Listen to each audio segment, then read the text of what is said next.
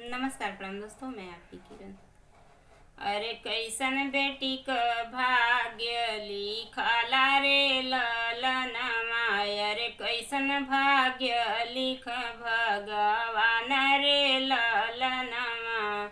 अरे कैसन बेटी क भाग्य लिखला रे ललनमा। अरे कैसन भाग्य लिख भगवान रे ललनमा। अरे चुटकी भर से नूरवा कोइल वीरान रे ललनमा। अरे चुटकी भर से नूरवा कोइल वीरान रे ललनमा। सुंदर बेटी का भाग्य लिखल भगवान रे ललनमा। अरे चुटकी भर से नूरवा कैल वीरान रे ललनमा।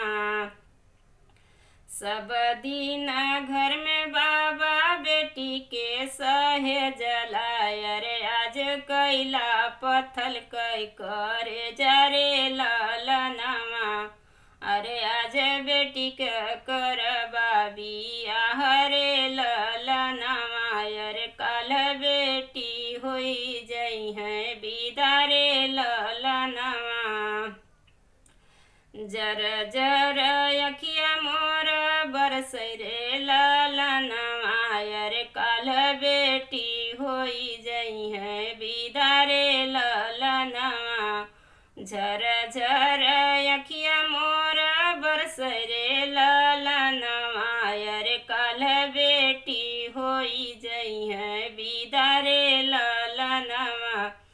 अरे कैसे बाबा तेजबा करे जरे ललनमा। अरे कैसे बाबा तेजबा करे जरे ललनमा।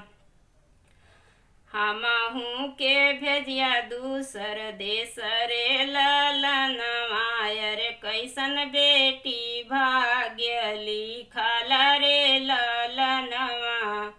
बेटी रोई के बाबा से कह रे ललनमा। अरे हमहू के भेजबा दूसर देश रे ललनमा।